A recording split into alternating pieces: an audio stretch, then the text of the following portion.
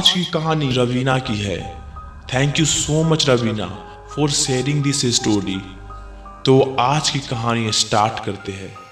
रवीना हमें बताती है कि आज से करीबन 15 साल पहले की ये घटना है। जब मैं कॉलेज में पढ़ती थी, उन दिनों मुझे कॉलेज में छुट्टियां मिली थी। मैं ट्रेन के रास्ते अपने घर आ रही थी।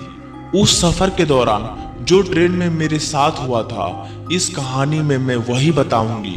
उस रात करीब 7 बजे की मेरी ट्रेन थी और मैं प्लेटफॉर्म पर लगभग 5 मिनट पहले पहुंच गई थी। मेरे साथ मेरी एक सहेली थी जो कि मेरे साथ मेरे घर घूमने जा रही थी। 5 मिनट के पश्चात मेरा ट्रेन आया। फिर हम दोनों उस ट्रेन पर चढ़ गए और हम अपने अपने सीट पर बैठ गए। अब ट्रेन धीरे धीरे स्टार्ट हुई। हमारी सीट दरवाजे के एकदम बगल में थी। थोड़ी देर बाद मेरी सहेली ने कहा मुझे वॉशरूम जाना है और वो इतना कहकर चली गई। लगभग 4 से 5 मिनट बाद वो आई और उसने बताया ये ट्रेन पूरी तरह से खाली है। मैंने कहा क्या? उसने कहा ये ट्रेन पूरी तरह से खाली है, इसमें एक भी इंसान नहीं है। मैंने कहा ऐसा कैसे हो सकता है? फिर मैं जाकर देखी तो सच में वो ट्रेन पूरी तरह से खाली थी।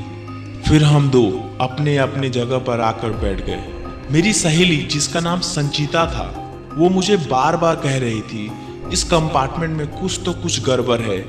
मैंने आज तक कभी भी ट्रेन को खाली नहीं देखा। रवीना कहती है मैंने भी आज तक कभी ऐसा नहीं देखा। फिर थोड़ी देर बाद अचानक से उस कंपार्टमेंट में एक लड़की आ गई। हम दोनों उसे देखकर थोड़ा चकित हो गए और वो लड़की हमारी बगल वाली सीट पर बैठी। हमने थोड़ी देर बाद उसे पूछा कि आप इस कंपार्टमेंट में कब से बैठे हो? उसने कहा मैं पहले से ही यहाँ हूँ। तो रवीना और संचिता दोनों कहती है हम जब दोनों आए थे इस ट्रेन में तब यहाँ कोई नहीं था और अचानक आपको देखकर थोड़ा डर गई। और वो लड़की ने जो कहा वो सुनकर फिर से हम डर गए।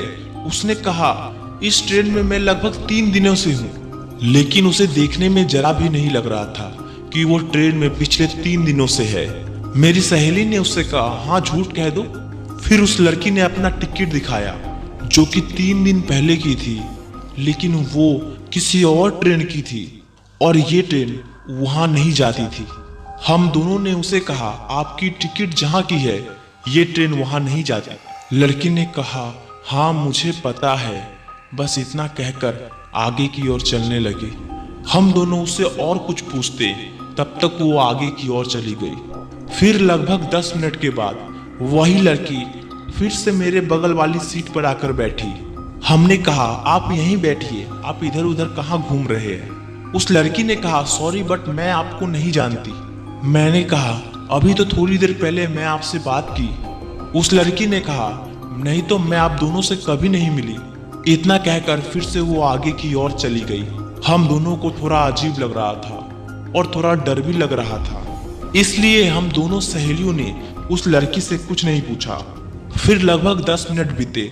उसके बाद फिर से वो लड़की आई। इस बार हमने उसे कुछ नहीं कहा। अब की बार वो लड़की हमें आकर अपनी टिकट दिखाती है और कहती है इस टिकट में जो सीटी है वो कब आएगी? हम डरे हुए थे। हमने कहा हमें पता नहीं, आप किसी और से पूछ लीजिए। वो लड़की वहां से चली गई और कोइंसिडेंट से 5 मिनट के बाद ही हमारा स्टेशन आ गया और हम उस ट्रेन से उतर गए।